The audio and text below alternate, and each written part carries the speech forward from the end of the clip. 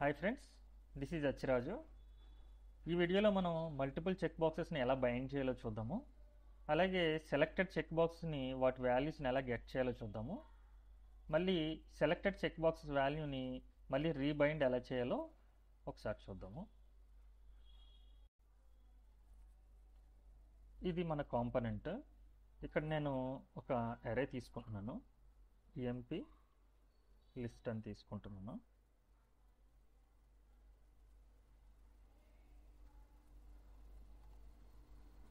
ఈ ఎంపీ లిస్ట్ని మనం data bind చేద్దాము.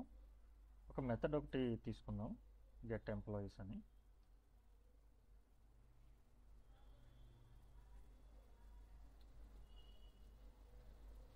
ఈ ఎంప్లాయీ లిస్ట్ మెథడ్లో మనం డేటాను బైండ్ చేసి ఎరేకి అసైన్ చేద్దాము. దీంట్లో నేను మల్టిపుల్ ఆబ్జెక్ట్స్ పెడతాను.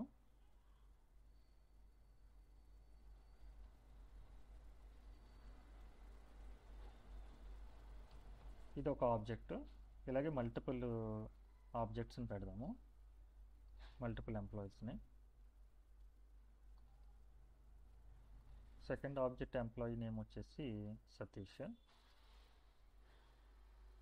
ఇక్కడ గోపి తీసుకున్నాము.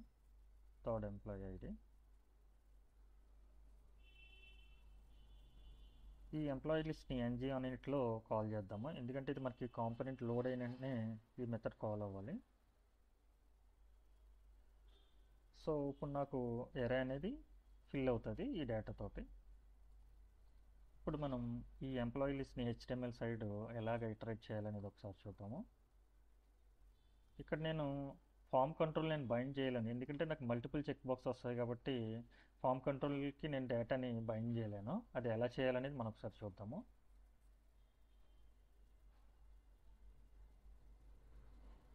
ng for equal to let item of employee list. మనకి ఇక్కడ ఐటమ్ దొరుకుతుంది.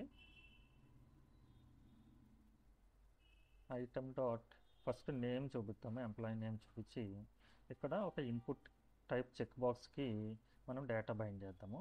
ఇక్కడ నార్మల్ చెక్ బాక్స్ తీసుకుంటున్నాను నేను, థర్డ్ పార్టీ తీసుకోవట్లేదు. ఇది నా చెక్ బాక్స్. ఒకసారి ఎలా రెండర్ అవుతుందో చూద్దాం డేటా. ఓకే, ఎంప్లాయీస్ నేమ్స్ వచ్చింది. ఇప్పుడు నేను సెలెక్ట్ చేస్తే ఈ సెలెక్టెడ్ వాల్యూస్ అనేవి నాకు టీఎస్లో దొరకాలి. అవి ఎలా గెట్ చేయాలని చూద్దాము. ఇక్కడ చెక్ బాక్స్కి ఒక ప్రాపర్టీ ఉంటుంది, వాల్యూ అని. దీన్ని నేను ఐటమ్ డాట్ ఐడికి బైండ్ చేస్తాను. ఇప్పుడు ఏదైనా చెక్ చేస్తే ఈ వాల్యూలోకి ఐడి అనేది స్టోర్ అవుతుంది. దీన్ని ఎలా గెట్ చేయాలని చూద్దాము. నేను ఇక్కడ చేంజ్ ఈవెంట్ తీసుకుంటున్నా. ఈ చేంజ్ ఈవెంట్లో గెట్ ఎంపీ ఐడి అని పెడదాం. మేము గెట్ ఎంపీ ఆన్ చేయండి, మెథడ్ నేమ్ వచ్చి.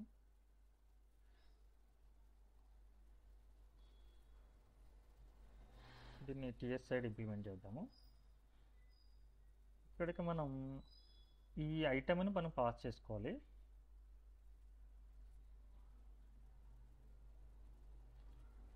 సారీ, ఇక్కడ మనకి ఈవెంట్ డిఫాల్ట్ ఈవెంట్ పాస్ చేసుకోవాలి.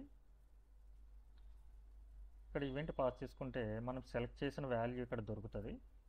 ఒకసారి మనం గెట్ చేద్దాము. ఎలా గెట్ చేయాలంటే ఇక్కడ ఈవెంట్ అని పెడదాము, ఏదైనా మనం పెట్టుకోవచ్చు. అసలు చెక్ బాక్స్ చెక్ అవుతుందా లేదనేది ఒకసారి చూద్దాము. Event dot target dot checked.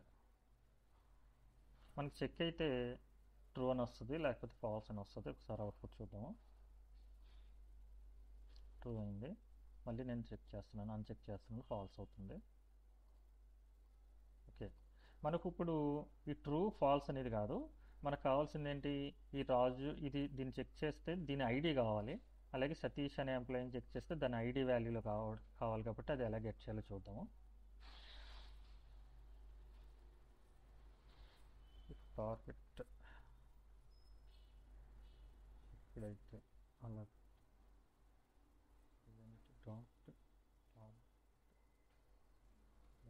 ఒకసారి చెక్ చేసినప్పుడు ట్రూ అయితే దాని వాల్యూ వస్తుందో రావట్లేదో ఒకసారి చూద్దాము. వస్తుంది, ఎంప్లాయీ ఐడి వస్తుంది. అలాగే ఇప్పుడు ఈవెంట్ టార్గెట్ వాల్యూస్ని మల్టిపుల్ ఉన్నాయి కాబట్టి నేను ఒక ఫామ్ గ్రూప్ తీసుకుని ఫామ్ కంట్రోల్కి అసైన్ చేయాలి. అది ఎలా హ్యాండిల్ చేయాలని చూద్దాము. నేను ఇక్కడ ఒక సబ్మిట్ ఫామ్ తీసుకుంటున్నా. ఎందుకంటే డేటాబేస్కి మనం పంపించేది ఈ ఫామ్ గ్రూప్నే కదా పంపిస్తాము. సో అందుకని మనం ఫామ్ కంట్రోల్లోకే బైండ్ చేయాలి డేటాని. MP ID, form control name వచ్చి ఎంపీ ఐడి అని తీసుకున్నా. ఫామ్ కంట్రోల్, సబ్మిట్ ఫామ్ అనేది ఫామ్ గ్రూపు.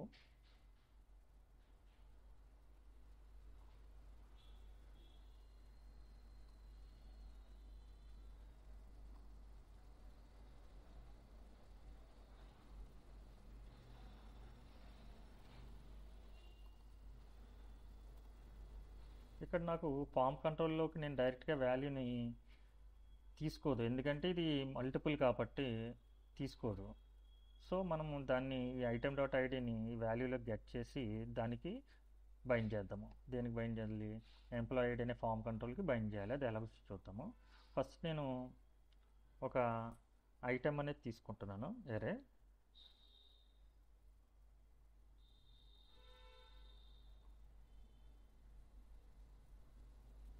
సెలెక్ట్ చేసిన వాల్యూస్ అన్నీ నేను దీంట్లో పుష్ చేస్తాను.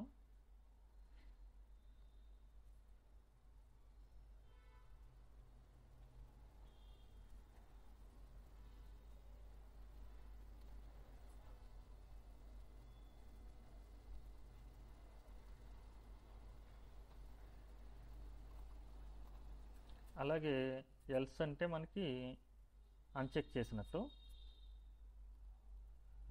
అన్చెక్ చేసినప్పుడు ఈ ఐటెంలోంచి చెక్ అయిన వాల్యూస్ని రిమూవ్ చేసేయాలి.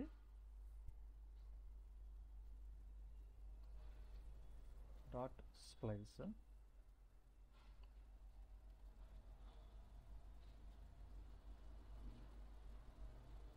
ఒకసారి అది వర్క్ అవుతుందో లేదు చూద్దాం. ఇది కోడ్ అలర్ట్ పెడదాము. దిస్ డాట్ ఐటెం ఒకసారి చెక్ చేద్దాము. ఫస్ట్ చెక్ చేశాను 1, 2, 3. నేను ఇప్పుడు అన్చెక్ చేసినప్పుడు ఈ గోపి ఐడి 3 కాబట్టి ఇది రిమూవ్ అయిపోవాలి.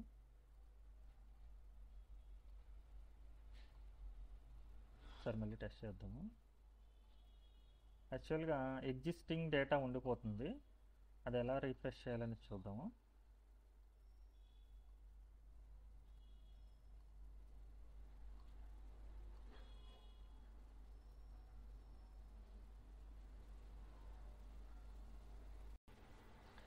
ఇక్కడ మనం డైరెక్ట్గా ఎరేలోంచి మనం రిమూవ్ చేయలేము. So first based on index position బట్టి మనం రిమూవ్ చేయాలి. అది ఎలా చేయాలో చూద్దాము. ఫస్ట్ మనకి అన్సెలెక్ట్ చేసిన వాల్యూ ఎరేలో ఉందో లేదో ఫైండ్ అవుట్ చేద్దాము. Index of event target value.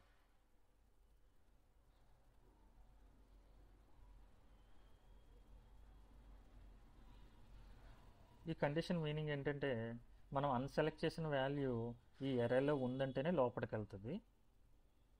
వెళ్ళిన తర్వాత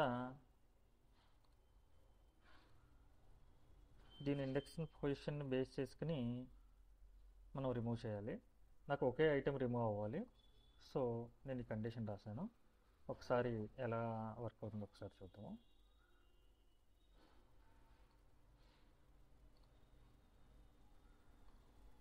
ఒకసారి అలర్ట్ కూడా పెడదాము.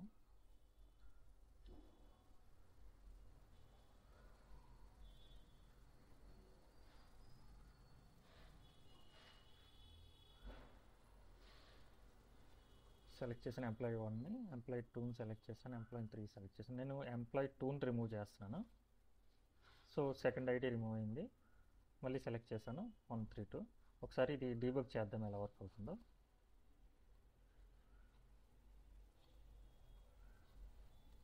ఎంప్లాయీ ఐడి చెక్ అయింది. ఇప్పుడు టార్గెట్ వాల్యూ అంటే సెలెక్ట్ అయిన ఎంప్లాయీ ఐడిని నేను పుష్ చేస్తున్నాను. ఇప్పుడు ఐటెంలో 1 ఉంది. సెకండ్ ఎంప్లాయీ ఐడిని పుష్ చేశాను.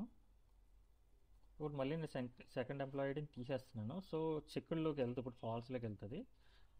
ఇక్కడ ఇండెక్స్ వాల్యూని ఫైండ్ అవుట్ చేసుకుంటుంది. ఫైండ్ చేసిన ఇండెక్స్ బేస్ చేసుకుని ఐటెంలోంచి రిమూవ్ చేస్తుంది.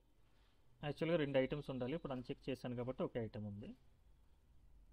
ఇది వర్క్ అవుతుంది. ఈ 2 స్టెప్స్ ఈ వీడియోలో కంప్లీట్ చేసాము. నెక్స్ట్ వీడియోలో ఎలా రీబైండ్ చేయాలో చూద్దాము. Thanks for watching my video.